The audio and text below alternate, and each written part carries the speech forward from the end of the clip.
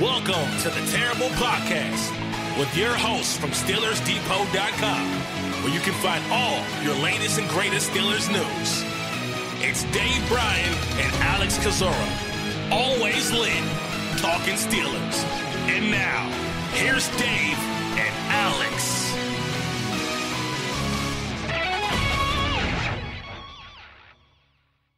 Welcome to the Terrible Podcast, Season 9, Episode 73. He's Dave Bryan. I'm Alex Kozora, SteelersDepot.com. Thank you so much for tuning in, Steelers Nation. Happy Monday to you. And Dave, of course, like clockwork, New England Patriots are back in the AFC Championship game, but they'll face a tough task in the Kansas City Chiefs. So a really good weekend for football. How'd you enjoy it? Yeah, I enjoyed sitting back and watching the games. I thought a few of them would go, be a little bit more competitive than what they actually were. I mean, starting with that Patriots game against the Chargers, I thought the Patriots would end up winning that. I thought it would be a much closer game than it was. I thought maybe it'd come down to a late touchdown or late game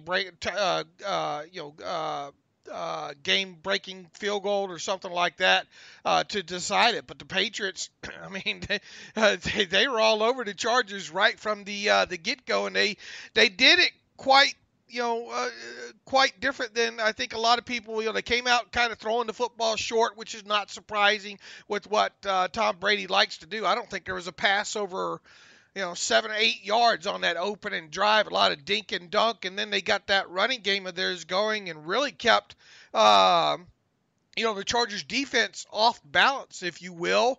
And it was pretty much a pitch and catch day for Tom Brady. I think there were even a couple of drops in there by his receivers. In the end of the day, going 34 or 44 for 343 yards and a touchdown.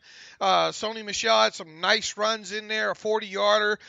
Finished the day with 129 yards, 3 touchdowns on 24 carries, and they just had just ho-hum, and their defense didn't play bad as well. And I talked about, I think, going into this weekend, how that defense of theirs has come around a little bit. And sure, they gave up some few fourth quarter scores there to the Chargers, but they were well after the game was well in control at that point. So, yeah, I mean, this sets up a very interesting game. For once, this marks what, the 8th consecutive year that the Patriots have been in the AFC Championship game. They won't host one now. The Kansas City Chiefs will get to do that, and first time they've actually hosted a championship game in the history of their franchise. I think they've been to three AFC championship games previously. Is that right? I'm not sure. But anyway, they 2 or 3 maybe. But anyway, they that should set up to be a pretty decent game. And of course, the Chiefs advanced by beating the Colts fairly handily as well on Saturday. The Colts offense really, I was worried about the KC defense heading into this one, but they stymied the Colts right from the get-go, and then Colts shot themselves in the foot on top of that. And what did they have? Something like 4 3-and-outs to start the game there, and the Chiefs made them pay for it, and here we are. And, to go back to the Patriots, in very classic Bill Belichick culture and scheming, he'll zig when everyone else is zagging. So you have a Chargers team that came in that was using 6 and 7 DBs to beat the Ravens. And as the league's expanded towards more sub-package, more athleticism, more speed, more cover guys, and the Patriots said, that's fine. If you guys want to do that, let's run the football. Let's use play action, and let's go very old school. So we mentioned this before, talking about how cyclical the NFL is. And I think as you see teams expand to the sub-package and the dime personnel and 7 DBs that we're seeing today, you're going to see some teams, the smart teams at least, and the innovative ones, go back to the 12 personnel, fullback offense and the stuff we kind of talked about last week. So, that's the Patriots. That's why they succeed, because they will figure out what you do well, and they will exploit that weakness. And they can wear so many hats. They can go 5 wide and spread things out and dink and dunk. They can go with a power run game. They can hurt you in so many different ways, and that's, to me, the biggest reason why they're in their 8th consecutive AFC title game. Yeah, so now the search is on for the new safety dime nickelbacker. Right. Can also play great run defense. You get one that athletic enough can play and smart enough that can play safety, that has played a little bit of inside linebacker, can read. You're looking for the ultimate defensive player now, and really, Ryan Shazier was sort of kind of that guy for the Steelers, right? A guy with kind of elite athleticism, a guy that could, drop back in that in that Tampa 2, control kind of the middle of the field and all like that. So yeah, you're going to see teams now if they put if they put those extra defensive backs on the field there to try to combat you. Well, offenses are just going to shrink it down and try to exploit you and run right at you in those situations there. And yeah, you're right. I think that's exactly what we saw there. Going to be an interesting game for sure. I mean, you have a Chiefs team that, make no mistake about that, Tyreek Hill. that guy can move and quick like, and their defense is playing okay. What do you think about Steven Nelson on the outside over there?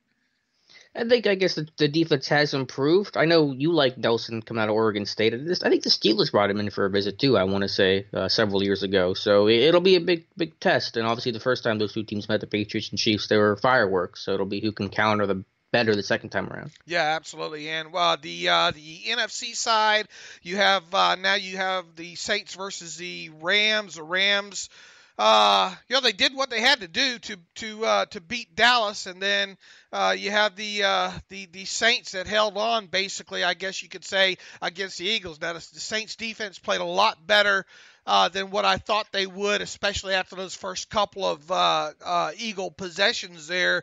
I think the next 7 possessions, the longest the drives were for the Eagles were something like 5 plays along those lines. So the Saints defense played well the rest of the game, and then late when the Eagles were driving, the ball goes right through the wide receiver's hands and right into the arms of Marshawn Lattimore. It sure would be nice to see the Steelers defense get a few of those, and just don't seem like they can buy any of those type of interceptions there. But the Eagles, it's going to be interesting to see what happens with them during the offseason. Obviously, Nick Foles is probably gone for good.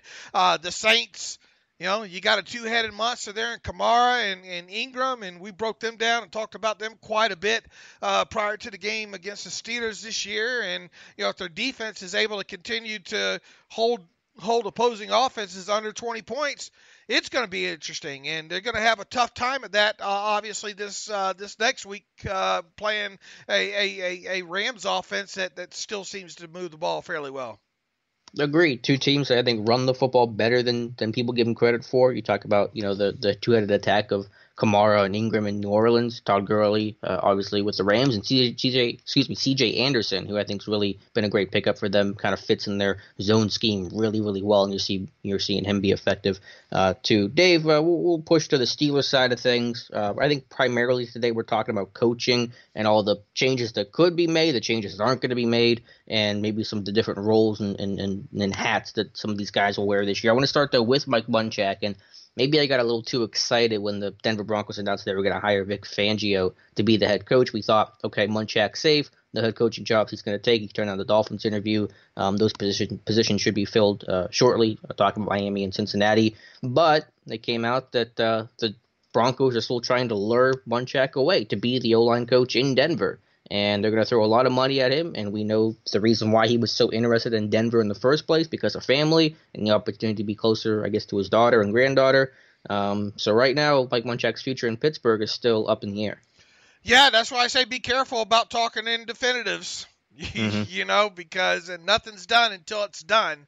And we have another instance of this. Apparently, the final year of his contract, has yet to sign another one with the Steelers. Obviously explored the head coaching opportunity there in Denver, and now it sounds like they are after him hard and heavy to be their offensive line coach. And that would obviously give Munchak a new challenge, and on top of putting him in Denver. If he didn't have family in Denver, talking about, I guess it's a daughter and granddaughter along those lines. If he didn't have that going on there, probably be more of a slam dunk that he'd come back to Pittsburgh. But, you have family there, and, a kind of a different challenge, if you will. And who knows what the money difference might be that Denver is offering them.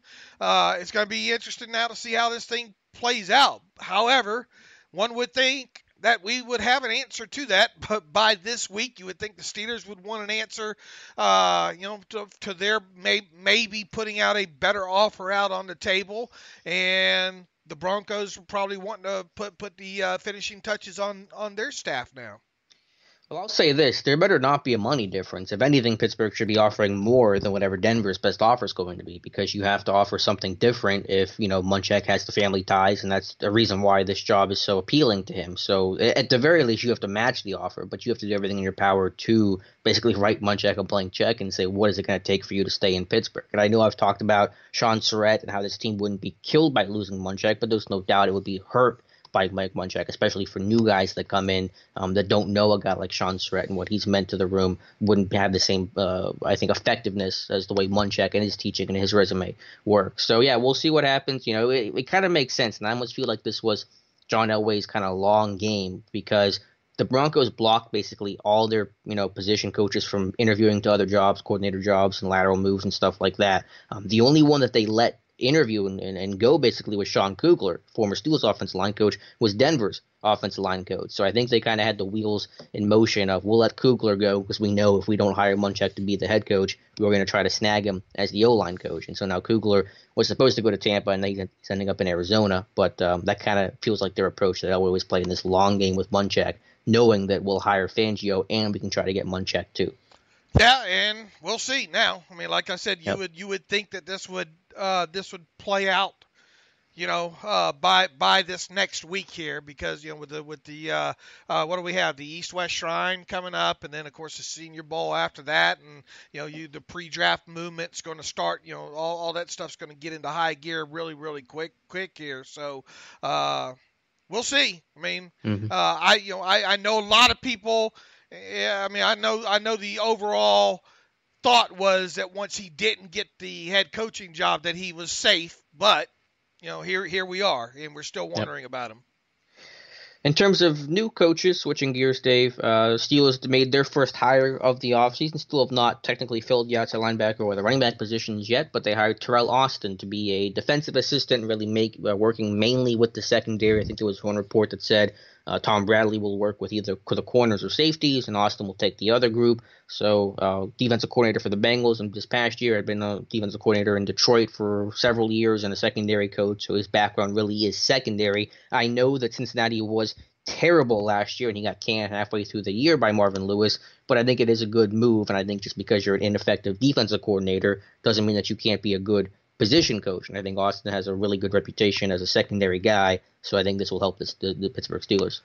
Yeah, look, it can't hurt. I mean, I kind of questioned back when Bradley was hired. I mean, I mean he had a lot of work in college as a defensive coordinator, and I think I'm trying to remember if he coached what other, if he was technically a secondary coach at one time or not, but regardless, it was a bit of a curious hire to me, especially when he really didn't have the NFL experience there. So having a guy like Austin come in who does, I don't think you can go wrong with that.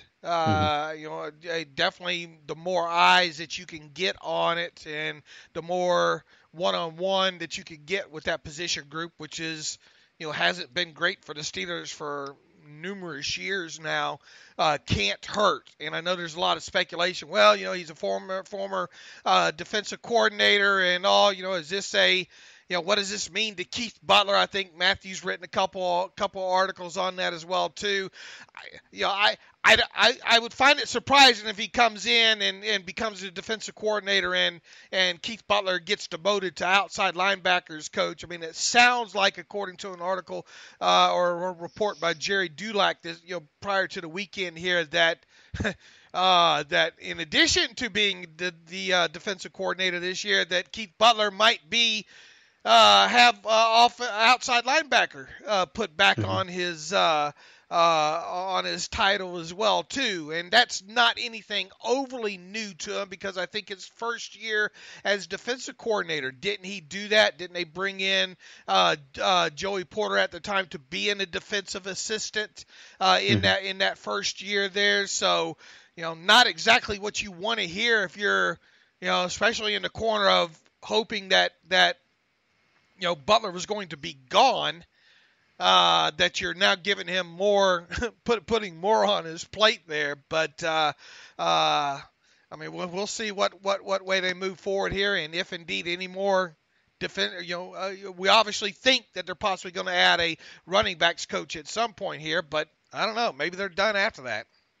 Well, I'm sure they're definitely going to add a running backs coach. I know that people think that his role could be expanding, and that's possible, but I wrote an article today, and I want to get your thoughts on it, that Butler really could be kind of his way of demoting him, of Tomlin's ever-increasing influence on this defense, and Butler still gets to carry the title at DC, but by 2019, by this upcoming year, Tomlin will really fully be running the show. So is this their way to kind of hedge things and save face? I think Butler has 1 year left on his deal, so you kind of have him coached outside linebackers this year, and you move on and thank him for his time after the season. Do you think that's possible, that this is really kind of a secret demotion rather than expansion of his role? I'm not going to say that it's not.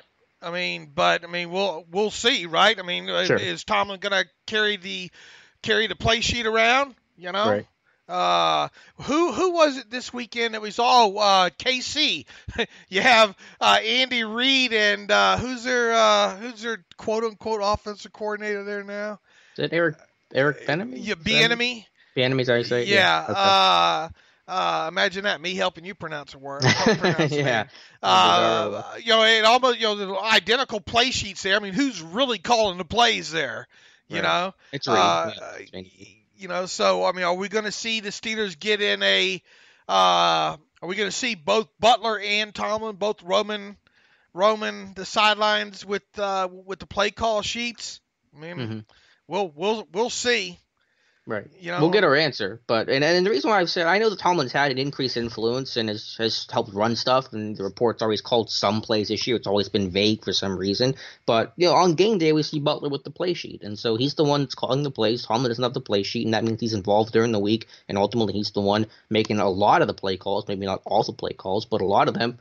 On game day. So that's why I've continued to say that Butler still has a big influence on this defense, and that could definitely change. And I think in a year in 2019 that means so much to Tomlin and this team, maybe you see that role kind of change and expand, and Tomlin really take it over fully, so there isn't that question anymore. I don't know for sure. Like you said, we'll get our answer, but I think that's a one way to interpret it, and kind of the way I'm, for now at least, interpreting it. And with the outside linebacker coach, it is kind of weird though, because I think it was again Dulac that said that Carl Dunbar had worked a lot with the outside linebackers this year, but then Butler would only work with them in base. In theory, maybe that makes sense, but in practice, I'm just curious how stuff's run. Like, who is running the positional meetings in that room right now without Joey Porter? Is it going to be Butler? Is it going to be Dunbar? Is it going to be Tomlin? Like, who? And if player has a question, DJ Watt has a question, who's he coming to? So I'm trying to figure out exactly how this division of labor is going to work, and I really can't quite figure it out. Yeah, if anything, right now you would think you would want maybe a few more coaches, not less, right? Right. Because who's leading the group through positional drills when they go to practice? It might be Butler, I guess, but Dunbar can't go through position drills with them because he's got to coach the D-line. So I just don't know quite how it's working. Yeah, we'll see. This is going to be obviously a big year, a big season for the defense. And look, your offense, depending on what ultimately happens with Antonio Brown, you run the possibility of taking maybe a step backwards here. And in doing so, you better hope that your running game gets a little bit better, more successful, and you better hope that your defense plays better as well too. So if make no bones about it, the defense has to get better, especially late in games. It's fun it's okay to look at that 5-6 game stretch that they had defensively against some of those quarterbacks, that they played against there. But when push came to shove against the teams like the Chargers, the Saints, they played well against Brady, but how many times are you going to expect that to happen there? You go back to earlier in the year in the game against the Chiefs. You go back to the game against the Raiders when they really needed a couple of stops. They couldn't get them. It just seems like this has just been the MO kind of this defense the last couple of years. They play well against the teams that most of us think that they should play well against, but when they really come up against a team that has an offense that we're all kind of worried about, they either play well for the first 3 quarters but just can't hold it late. Those kind of things. So yeah, I said this earlier. This is going to be a big season for Mike Tomlin because. You could theoretically say that this coming up is a lot more of a hot seat year for him, because can you imagine if the Steelers don't make the playoffs for 2 seasons in a row? And then we're talking about the same Tomlin that said there's going to be, that during his end of the year press conference said there's going to be changes, and right now technically, we have had 2 coaches not had their contracts renewed, and we have Teryl Austin hired, right? And that's it. When the other change might be a negative one and losing Munchak. Mm-hmm. Yeah, I don't think it's as theoretical as Tomlin going to be on the hot seat. I think he will be on the hot seat, depending on how 2019 starts. And if you get off to a bad start, certainly that conversation is going to come up a lot more than it did this year, and it came up a whole heck of a lot in 2018. Dave, what do you think this defense is just heading? And this is going to be a tough question to probably answer, but where do you think this defense is just heading philosophically? Because it feels like this has become a really multiple, varied defense that doesn't have one clear identity with all the different personnel groupings they've run and coverages that they've run. It feels like kind of a muddied mess of a defense, and that might not be a bad thing, but I'll leave it up to you. I don't think I fully understand the question here. What do you think their most popular defense is going to be in 2019? Is it going to be the dime? Is it going to be base? How do you explain it? How would you tell someone about the Steelers? Well, obviously not base. Yeah. I think it'll be a mixture of sub packages there. That's what the NFL has become. You would like it to see like to see it be, more multiple, if you will. For years we talked about offenses being multiple. You would like to be able to see that the Steelers defense be multiple. We saw what happened to the Chargers when they ended up having to play a lot more zone in that game. You just can't do that, especially against some of these good quarterbacks. That was almost like watching that game from the championship game or divisional round, whatever game it was a few years ago against the Patriots with the Steelers. You just making it too easy for them to carve up. They've got to be a lot more multiple on the other side of the ball, and I'm not convinced they have the personnel on there to do it right now. So you're going to have to go out and get another player or two, via the draft, via free agency, via both, to help you become that. Because I'm just not convinced that you could get it done with that same 13 that you had out there this year. Oh, you definitely can't get it done. There has to be big changes made there. No, the reason why I asked that question was just because it felt like at the end of the year, this team, because in the past couple of years, it's basically been a nickel has become their base defense, or 2-4-5 nickel. Base was used about 25-30% of the time. Nickel was used probably about 50-60% of the time, and kind of dime and some other stuff was used the rest. But by the end of this year, there really wasn't much 2-4-5 nickel. It became a lot of base. It became a lot of dime. Became some of the 3-3-5. So we're just seeing kind of a lot of changes with this defense. Obviously, you're going to get changes in personnel, but I think just in terms of the formations and the personnel groupings, I think we're getting away from. No, we're getting away a little bit from base, but definitely getting away from this 2-4-5 nickel, where I think you're going to see next year be a lot of dime and a lot of this 3-3-5, where you keep your 3 defensive linemen out on the field. and roll an extra safety in there. And that's kind of seemed like the way things went at the end of the season.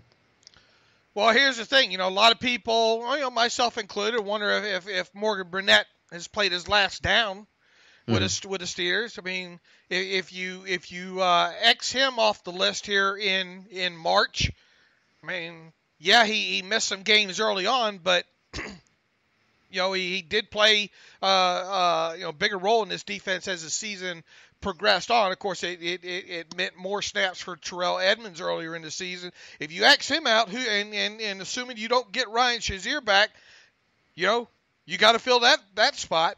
Yep, you got to find someone outside the organization. Absolutely.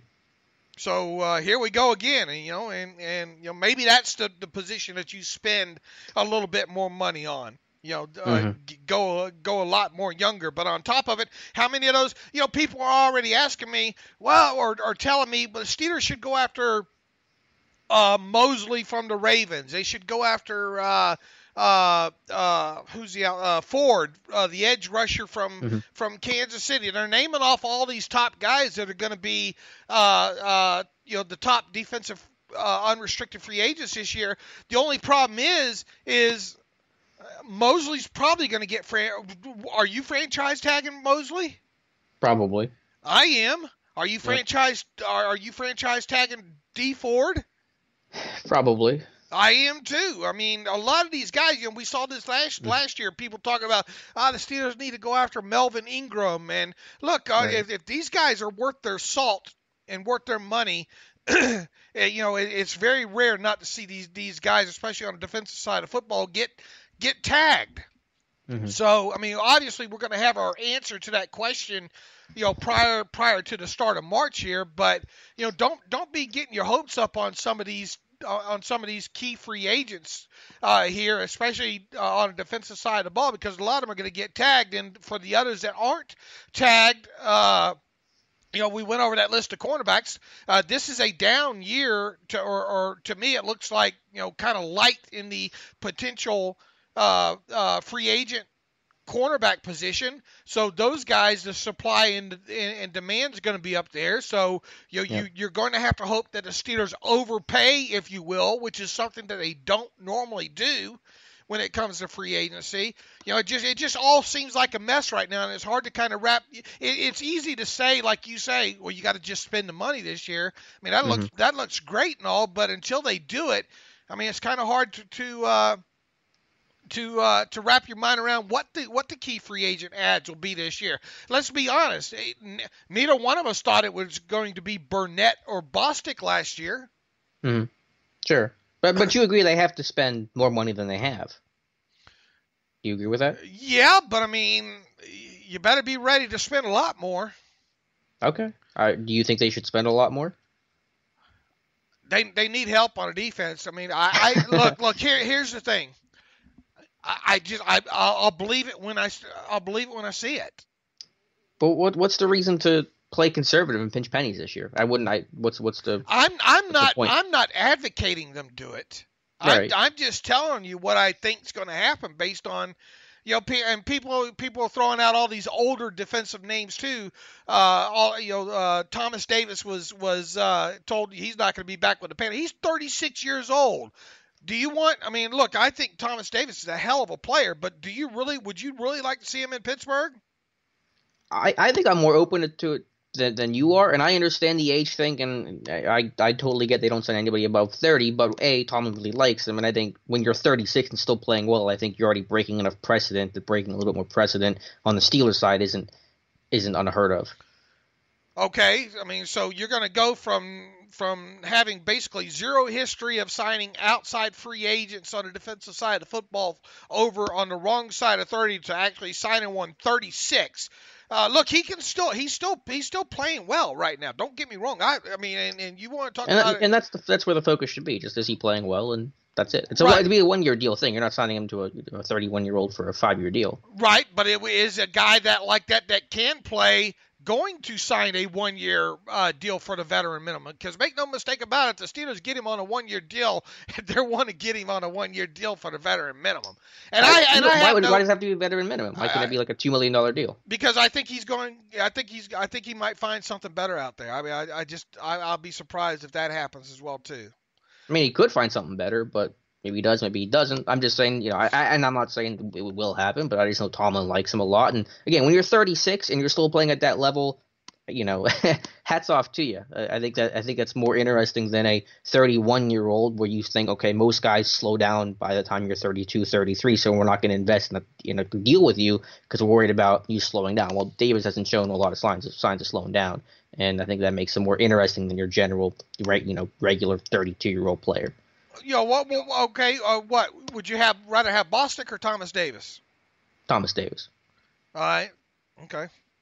And I'm not saying that's the guy. I'm just, that's one of many names that we talked about. And generally, of course, most of the guys we discussed will be under 30. I think that's a very rare exception in Davis's case. But again, like I said, this is the year you have to be aggressive because you have the cap space. You can create more cap space, and that window is closing. And because you have so many needs defensively, we've gone through the big list. Just basically anyone on defense, any position you could argue that this team needs help at, and you can't address it all through the draft. Not when you only have 7 picks. You're not getting a comp pick.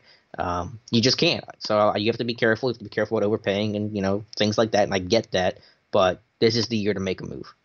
All right. Enough about, we have plenty of time to worry about that.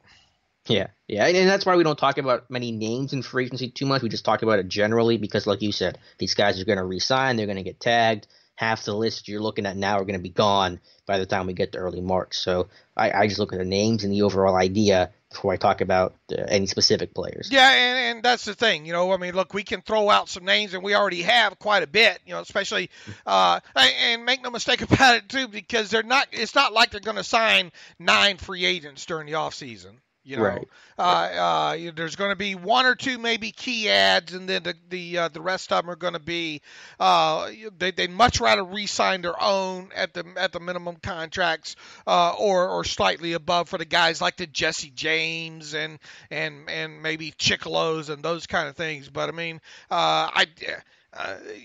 are going to have a little bit more cap money this year, but I caution everybody. The way they've done business and all, maybe they'll surprise us and go out and make a big splash. But if they do make that big splash, I mean, I would expect Burnett to be gone. Even Bostic, I know he's got a fairly light salary. I mean, you could get away with keeping Bostic this year for depth, but at whose expense is it going to come at? I mean, a Matakevich, who's a decent special teamers for you, but doesn't give you anything more than that. A guy like L.J. Fort. Along those lines, I mean, where is it going to come from? Yeah, I don't know that. That's too far out. I think it depends what happens with the draft and if you add a big inside linebacker name or not. But Dave, since you talked about the cap, I think you said Friday you wanted to talk more about the cap today because you didn't get much of a chance to Friday. Do you have any idea of? Have you crunched the numbers yet of where the Steelers are at salary cap wise? Yeah, I have, and it all depends on what you want to use as a starting number. If you want to use the NFL has already released a number out there of 187 to like 191 is what they expect this year's salary cap number to be.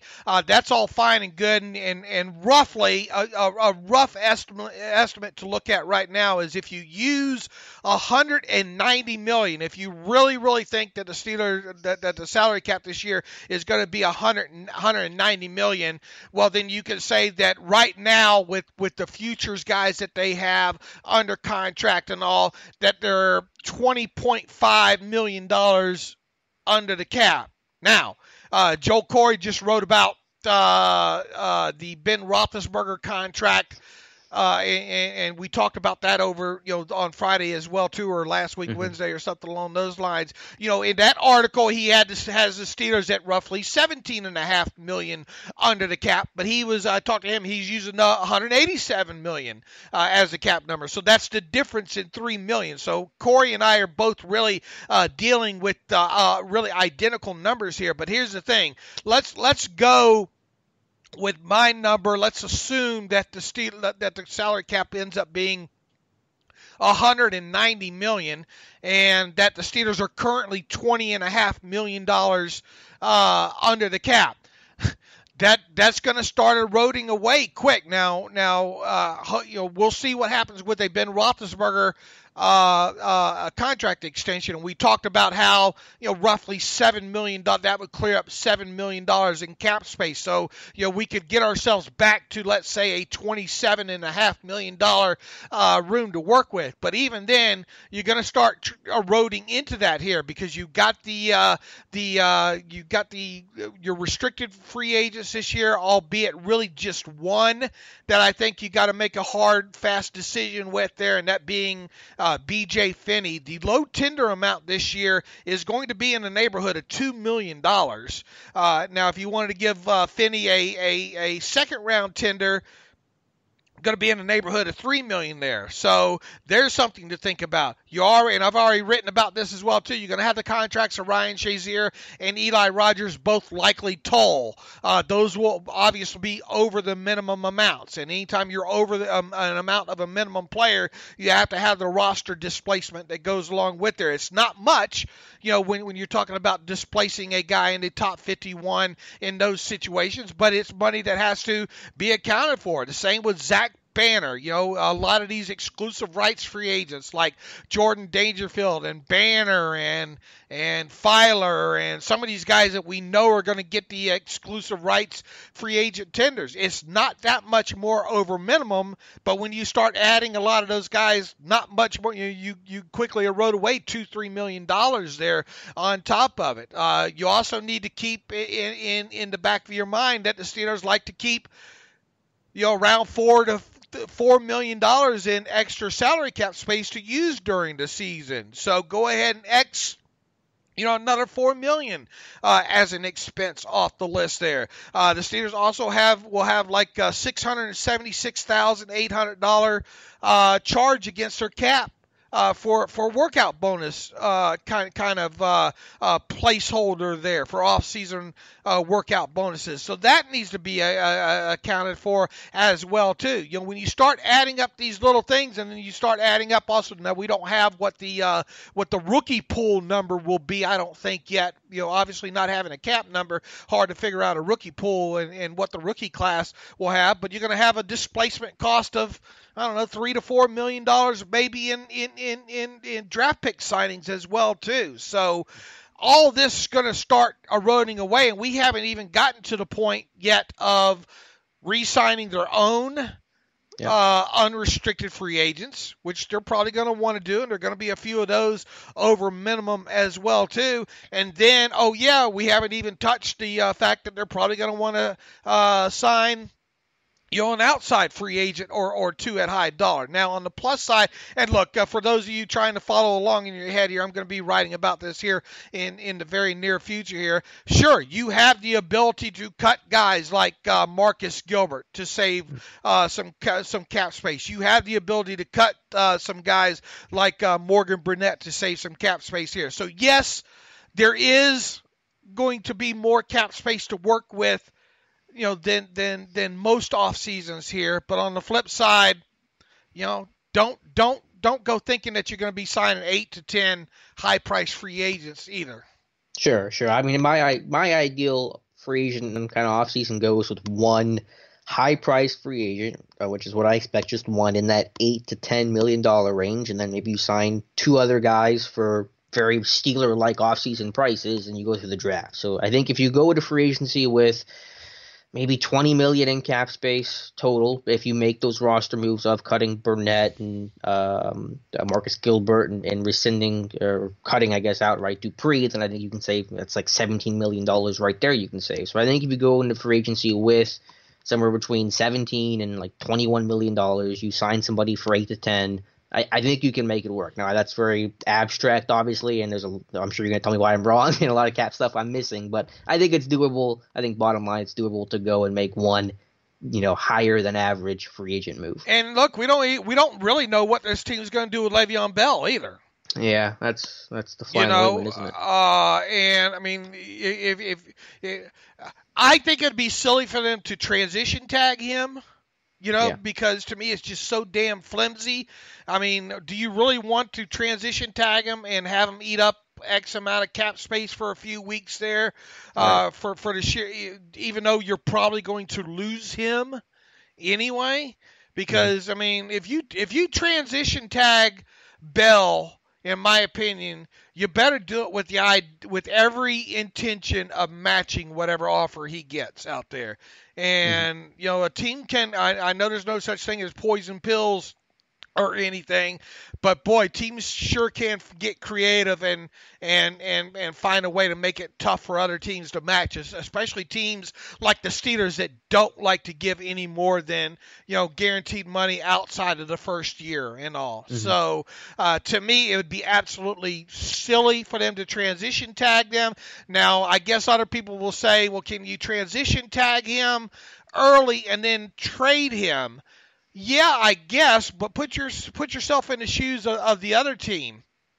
Let's say you trade for a transition tag Bell. Well, you better do so knowing that you are going to absolutely match whatever best offer. Because if I'm Bell and I'm wearing the transition tag and from the Steelers, and the Steelers trade me to your team, I'm still going to test free agency, even though you're probably going to come to me and make me a ridiculous offer to try to prevent that from happening. I've gone this far. I want to see what I want to dip my toe in that pool to see what it's like. So, if you trade for a transition tag player, you better do so knowing that whatever offer he gets in free agency, you're going to match. And maybe there's a team out there willing to do that. But I doubt it. I think it's really unlikely. I doubt it as well too. And look, if you lose a transition tag player, then you're not going to get any compensation for that player via compensatory pick value. So that, to me, I just don't see why people are even. I think even Jason LaCanfora. In fact, I think we got a question about Jason LaCanfora. He is one of the least trusted guys out there, in my opinion, when it comes to news. That's why I think he's working where he is right now. That's why he's no longer an NFL Network insider or whatever. He's just not that reliable. Didn't you post something where on Twitter where you had his tweet sandwiched between two other tweets and he was the direct opposite?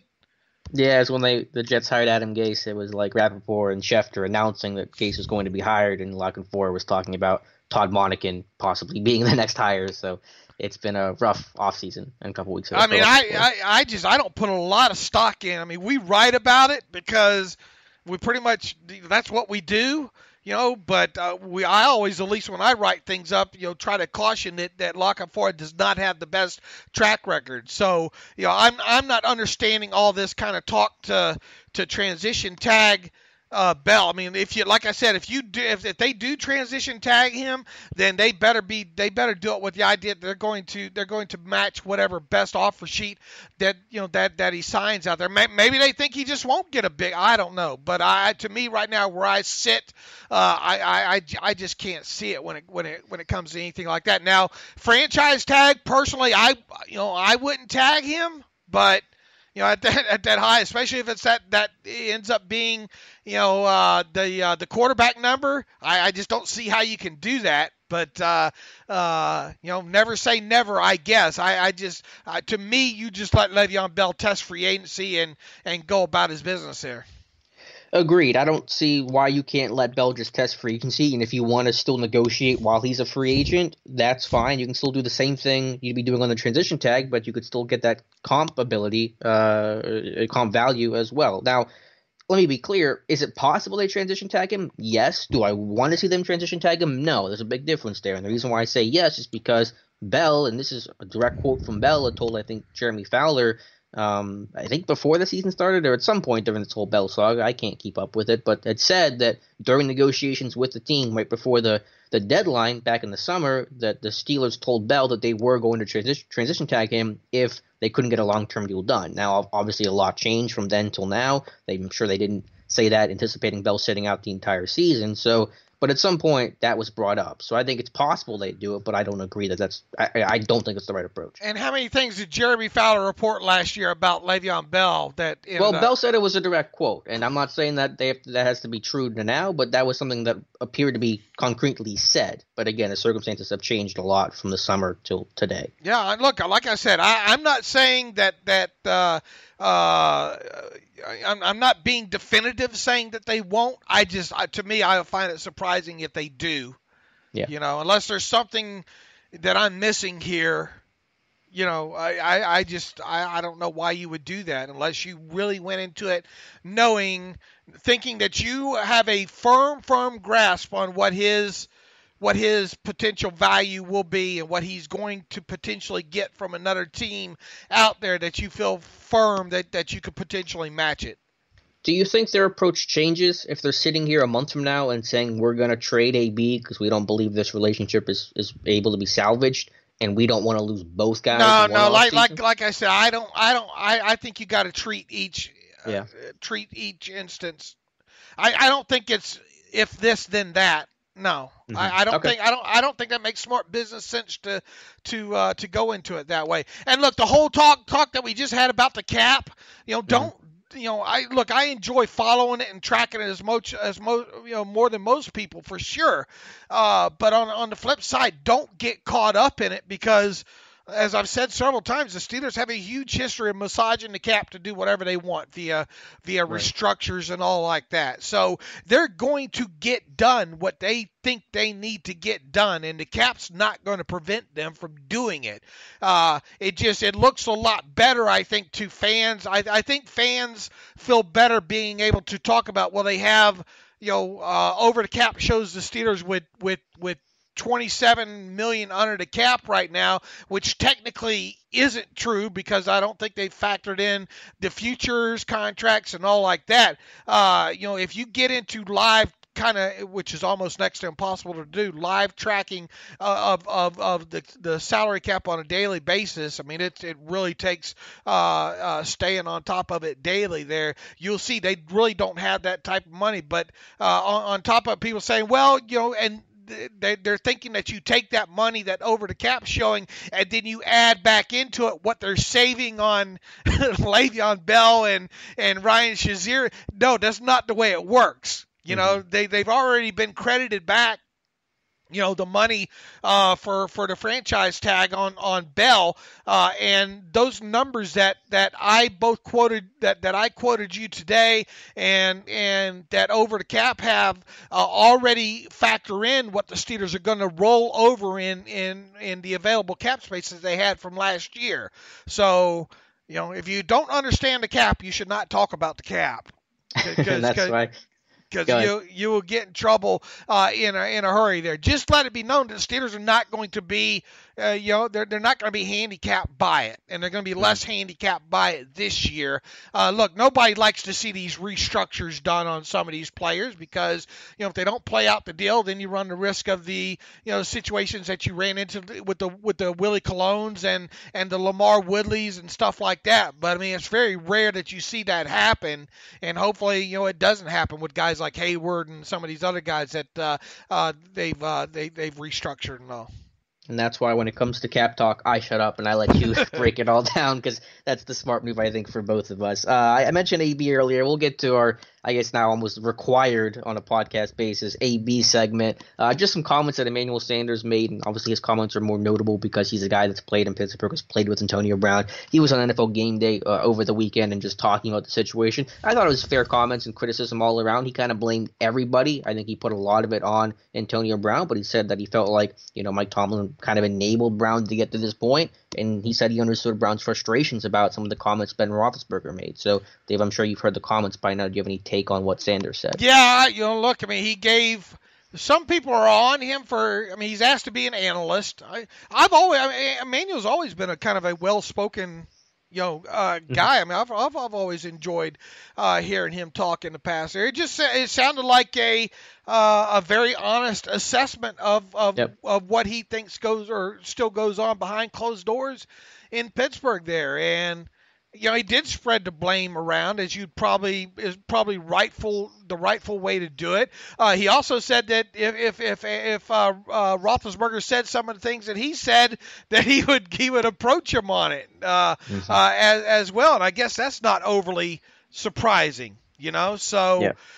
Look, Ben saying that a guy should have ran the route a little bit flatter, and saying that James Washington, has to make that catch, talking about the one in Denver. I mean, was it so bad what Ben said, during earlier in the offseason? I'm assuming it wasn't one singular comment that made Brown feel this way. It's been a multitude of issues that pop up. I guess him saying, "I wish I could have thrown it to Juju 4 times." I mean, is that Ben taking his shots at? Make no mistake about it. Ben knows how to use the media to get to take his shots. His passive aggressiveness. I mean, should more of that happen behind closed doors? I mean, look, Phillip Rivers got pretty upset with some people. Yeah. But I guess the difference there, people will say, well, that's doing it on the field as far as it's visible, obviously, but to get on radio and say a guy should have ran a flatter route here or didn't, wasn't crisp here or this, that, and the other, I suppose where some players would take issue on that. Is there and has there been kind of a power struggle in Pittsburgh between Roethlisberger and Antonio Brown for a few years now?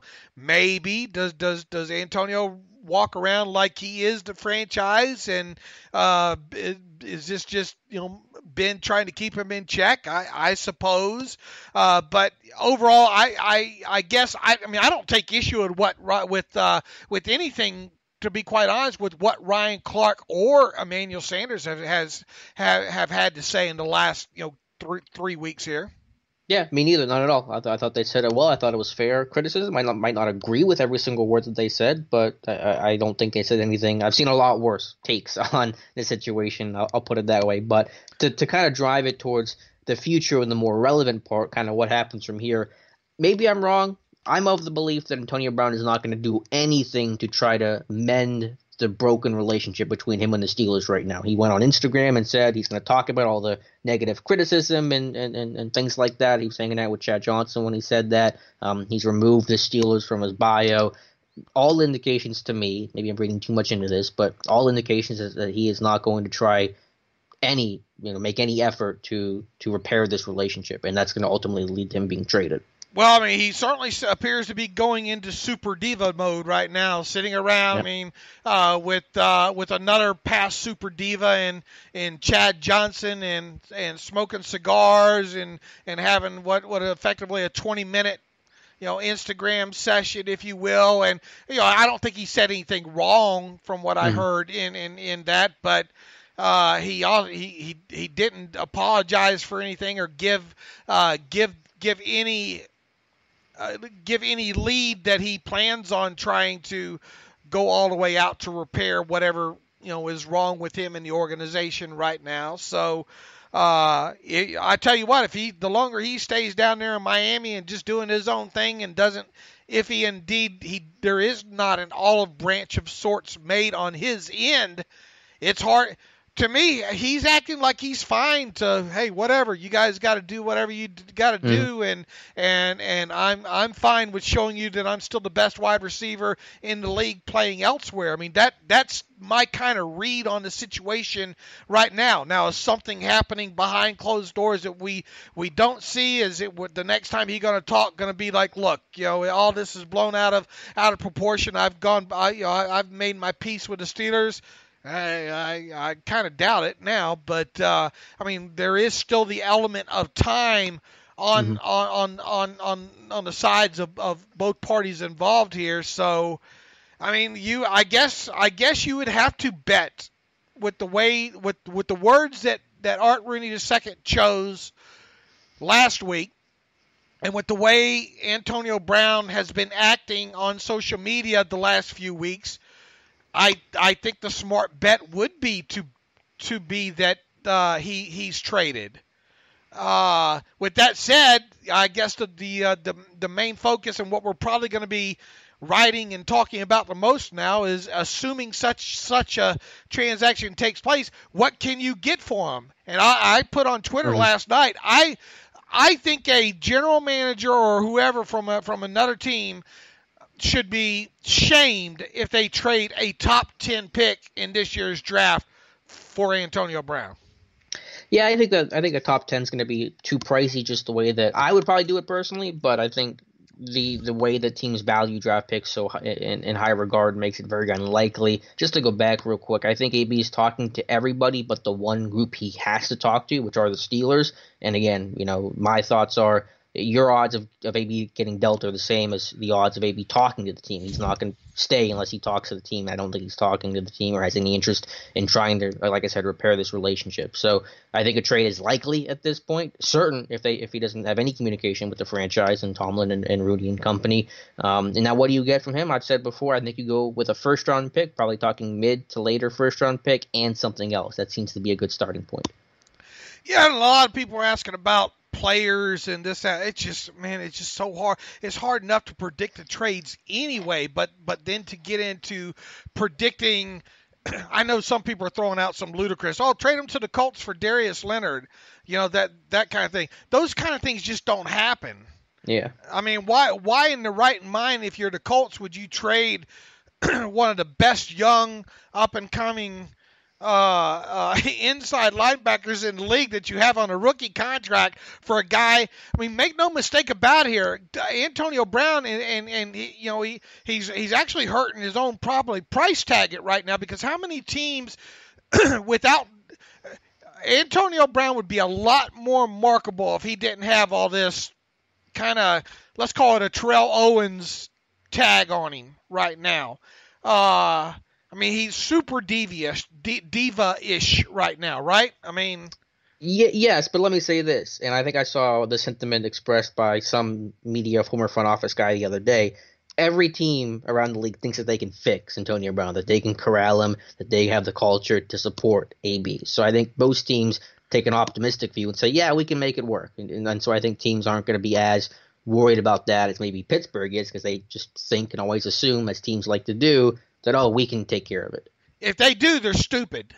I'm not saying it's smart. I'm just saying that's how teams think. We can fix this guy. I don't think all teams think that. A lot of teams I think there probably are. And the Denver Broncos is one that I think Rappaport or Lock 'em For or whatever threw out there this week that the Denver Broncos would be interesting. Do you think Vic? Just go listen and read the comments made by Vic Fangio over the weekend about death by death by inches. Mm-hmm. He was talking about a great explanation he gave there about dealing with players and being late and allowing this little issue here and how allowing these little issues one at a time add up to be a lot of big issues. And really, you could say maybe Mike Tomlin needs to sit back and listen to what Vic Fangio had to say. But with that, and with Emmanuel Sanders, and they got that other young receiver over there in Cortland Sutton and all like that, I just, and a new head coach, I would be absolutely floored. I mean, if the Broncos were a team that traded for Antonio Brown, I think you automatically got to take at least a third of the teams off the list already for them just being smart enough not to trade for Antonio Brown. And look, I'm not taking any way. I don't think Antonio Brown's done as a player. I just think if you go out there and trade for him, he's only on a contract for 19, 20, and 21. He is at a decent price when you figure out the base salary that he's at. But is he, as soon as a team trades for him, is he going to immediately start asking for more money? Mm-hmm. Well, I don't think the contract's an issue, because Amari Cooper fetched a 1, and he had, I think, he's got 1 year left on his deal after this, or might be a free agent, I forget which. So I don't think those are issues. I think obviously the off the field stuff is an issue, but like I said, I believe that a lot of teams think that they will fix him. Not that they're correct about that, but that's their approach. And I think he'll have a very robust trade market. We'll put it that way. Hopefully you get a first for him at least, and then something. And by my something, I'm thinking maybe a third or a fourth or something like that. Yeah. Would it be nice to be able to get a player with a younger player with a few years left on a contract that can a proven player, especially on a defensive side of the football, in return with a first? Absolutely it would. But I'm not trying to predict that. We talk about Patrick Peterson. Judging by now obviously they got a new head coach in there. Maybe the philosophy's changed a little bit there. But why, if you're the Cardinals, would you really want to deal for a guy with a first-year head coach for a guy like Antonio Brown, who, by the way, would be on? Do you think Larry Fitzgerald's going to be the one to fix Antonio Brown? No. No.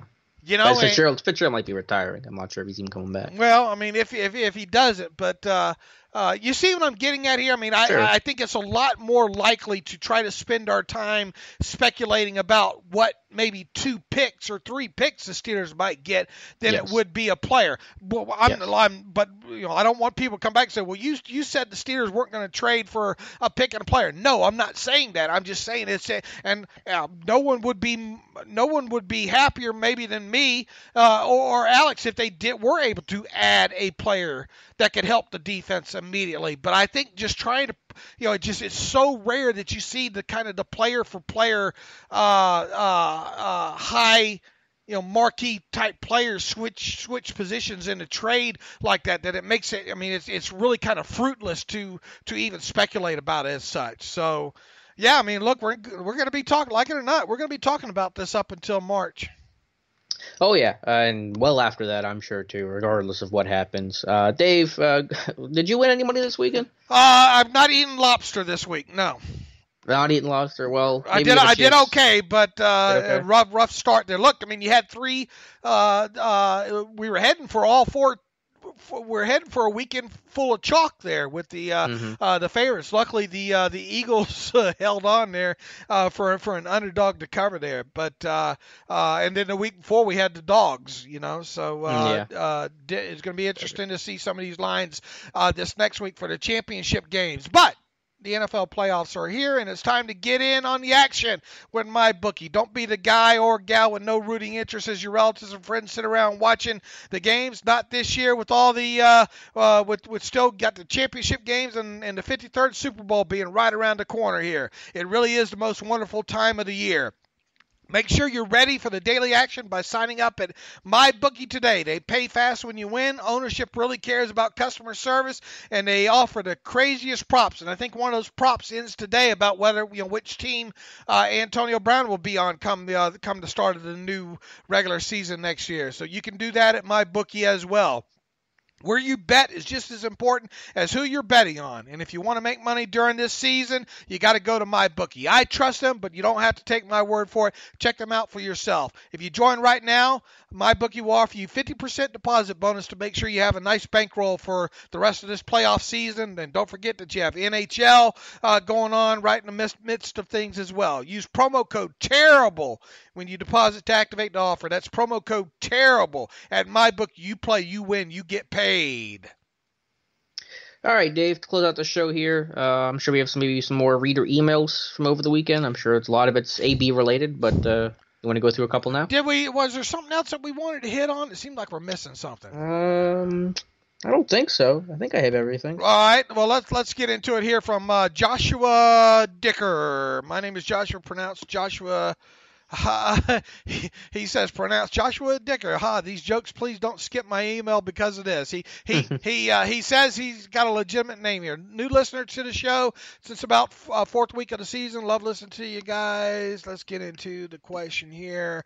I know y'all are tired of talking about AB, but here are some trade scenarios I'd like you to analyze for me. Okay, Dave, you're the GM of the Cardinals, and Alex is Kevin Colbert. Steelers trade AB, their first-round pick, and maybe your fourth-round draft pick to trade for Patrick Peterson and their first-round pick.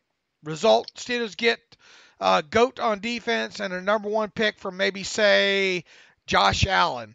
Or some, let's see, he goes on to say, or some of these. Steelers trade AB in their first to the Jags for Jalen Ramsey. They're not going to trade for Jalen Ramsey. I'm just going to put that out there right now. I know I shouldn't talk in definites, but why would you want another headache in a guy like Jalen Ramsey? Steelers trade AB to the Saints for Marcus Lattimore. Why in God's name would the Saints want to get rid of Marcus Lattimore? So I'm going to throw that out there. And his other ones are Steelers trade AB to the Chargers for Derwin James. Yeah, for you probably could have saved yourself some time from typing out the end of that email there. I just cannot see them dealing for Jalen Ramsey. I don't know why the Saints would deal for Marcus Lattimore just to get a guy like AB, and why the Chargers would trade a guy like Derwin James for a guy like AB. None of that makes any sense to me. So let's go back to your first proposal there. Trading AB and their first-round pick to maybe and maybe a third or fourth for Patrick Peterson and their first-round pick. Yeah, I mean, I guess that's the best of the three. I just get turned off by those deals because, like you said, we're kind of stretching into the just really unrealistic, throwing a lot of stuff out there, stuff that I know that will never happen. It'd be more interesting than the other two in terms of interest on both sides kind of deal. But then you worry about the cap space too, because you're trading away AB, which only saves you $1 million in the cap, and then you got Peterson's contract, and you got a first overall pick contract. I mean, you're filling some needs there potentially, but I am curious how the numbers would have to work. Yeah, and look, Joshua, I mean, if there was one kind of player for player trade, that'll probably be speculated about the most during the offseason, it's probably AB to the Cardinals for something and Patrick Peterson. I mean, that would make the most sense in all of this, but to try to work out, and as Alex mentions, you have to take into account, which they now's the perfect offseason to do it, where you have a little bit more cap space, where you could probably absorb the cap space for a guy like Patrick Peterson as well there, and it would save you definitely from having to definitely use a first round draft pick on a cornerback. At that point. So, yeah, I mean, look, if they're, like we said, it's so hard to predict trades, let alone trades involving players. But I'll go out there and say Jalen Ramsey's not going to be it, Marcus Lattimore's not going to be it, and Derwin James isn't going to be it. If there was one player that you could see player for player for, it would probably be Patrick Peterson. Yeah, that's fair. Let's see here. What else do we have that's recent? Matt Palmer writes in, love the show and the site. Here are the list of free agents I feel could help this team. Wondering if you see differently or any of these aren't a fit. C.J. Mosley. We already talked about C.J. Mosley. Yeah, I mean, it sounds great if they don't tag him. Preston Smith. Ronald Darby. Shaquille Barrett. Jordan Hicks. Pierre Desir. Bryce Callahan, Mark Glowinski. And he goes on to write, I also know it isn't realistic, but Landon Collins is an exciting free agent. I couldn't understand at the time how we and any other team for that matter passed on him in a 2015 draft. We went with Bud. I mean, yeah, you could throw a lot of those names out there, and a lot of them make sense. I like Preston Smith. I know you like Shaq Barrett. Let me preface Shaq Barrett. I would want Shaq Barrett in a backup role.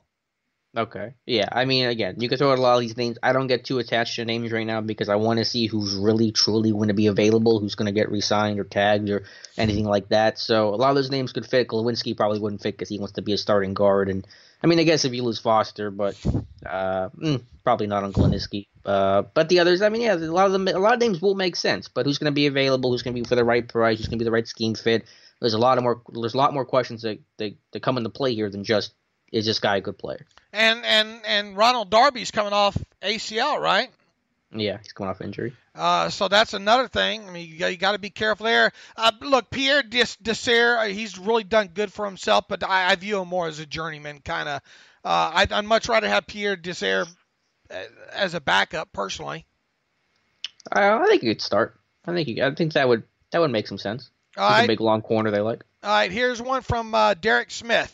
Any thoughts on the Steelers considering Mississippi State's Jeffrey Simmons at number 20 overall, especially if linebacker and cornerback are addressed in free agents? I may have a little bias as a Mississippi State fan, but he is a dominant player, can contribute from day one. Being on the constant end of a double team likely also helps raise draft stock of his teammate Montez Sweat. They are obviously greater need areas, but I think it'd be guaranteed contributor. I haven't touched him yet. Have you watched much of Jeffrey Simmons, Alex? No, and I'm not going to get too pinned down on a single name right now. We're in January. We have a lot of stuff to go through. I mean, you can talk about some names, but stuff's going to change from now till late April, so I'm not too worried about a particular name right now. If he fits the scheme, we're gonna be covering him. Yep. I would tell you that. Jeff Arbogast writes in, if AB is traded, we could never replace his talent at wide receiver, but we would have a better chance at improving the team and getting an impact defensive player in the draft, or dare I say it, free agency. Did the Steelers report changes in the scouting department? It seems they struggle in DB evaluation, and recently with linebacker as also. We sometimes you will hear of scouting department changes, mostly through Twitter. I don't think do they? It'll be changed on the team site. They have the scouting staff on the team site. And I think you picked out some of those. And look, they use Blesto a lot too. Kind of a group, scouting service, if you will, that they've used Blesto for years to help scout talent. And all They're in like the name of Blesto. The S in Blesto stands for Steelers. Right, exactly. So look, if AB is traded, he will be tough to replace, but. Yeah, I mean there is a little bit of chance of, and you better upgrade the defense if you lose a guy like AB. Mm-hmm. And let me just say about the poor DB evaluation part. There's no argument they've been poor in their DB evaluation, but let's understand how the scouting department works. There's not a DB scout on the staff. There are area scouts to cover areas and focus on all positions, and those things get cross-referenced by other scouts and the pro scouting coordinator, and then it goes to the position coaches and the GM and the head coach. So there are a lot of layers. So you can't, while the Steelers have done a terrible job evaluating DBs, and there's no doubt about that, it's not one guy. So getting rid of one scout or one area isn't necessarily going to fix the problem. All right, let's end with this one, kind of to lighten the mood. He says it's a non-AB question to lighten the mood. From Dan Russell, and Dan is in Brisbane, Australia. Boy, I'd like to go to Australia once. That would be fun. Good day. He even starts off with a good day. So get ready to throw some shrimp on the old Barbie there, Alex. I assume you were both Steeler fans before riding in your mom's basements. How did you both become Steeler fans? I'll let you start, Alex. I think for me, like a lot of Steeler fans, was just geography. I wasn't born in Pennsylvania. I was actually born in southern Florida, but I moved up to PA when I was like 3.5 years old. So I think just constantly being around the team, growing up with the team, I'm sure had a large influence. To me, so my answer isn't very interesting, but I'm sure it's very common. Family Steeler fans, grew up in the area, just kind of natural. You were actually, I thought you told me, weren't you displaced from Florida by Hurricane Andrew? No, not displaced. My mom went through Andrew. I think she was pregnant with me in 92 when Andrew came through. I was born in Hollywood, Florida, so just a little north of Miami. So we weren't displaced by it. Actually, Andrew dipped into, I think, Homestead and kind of missed Hollywood, the worst of it, but moved up a couple years later, not related to the Hurricanes. Oh, okay. So you came by Geography Association, and how dare you not root for the Steelers. Mine, I, of course, grew up in Florida as well, too, Northwest Florida. My dad was in the Navy, but he was civil service in the Navy by the time I came along and all, and he was a big Cowboys and Dolphins fan. He was a big fan of Roger Staubach. Roger Staubach obviously played his football at Navy, and my dad liked Don Shula and everything with the Dolphins, of course, being the state of Florida, and both those teams were close geographically, even though by mileage numbers they weren't close to where we lived, because we lived right there in Northwest Florida there. But I found out at an early age that rooting against my dad's teams would set him off. and the Steelers were one of the teams that my old man was not a fan of, especially when you figure I was born in '68. You've add about 4 years into that. You're getting into the Steelers, first big push into, 72, 73, 74. Of course, the Cowboy rivalries along through the 70s or whatnot. Once I learned that at the age of 4 that I could make my old man mad, I stuck with it. And then from like 4 on, it had to be everything Pittsburgh. It had to be everything black and gold. Instantly gravitated to the Pirates because I grew up a baseball fan, obviously, and I can remember TBS when we got cable, and TBS the Superstation. Anytime that and the Cubs on WGN, anytime the Pirates would play the Braves or the Cubs, either watching that on TV or trying to tune it in on old AM, FM radio, those kind of things, and it just kind of manifested itself into there, and everything Pittsburgh ever since. So I've been a Steelers fan, Pirates fan, Penguins fan.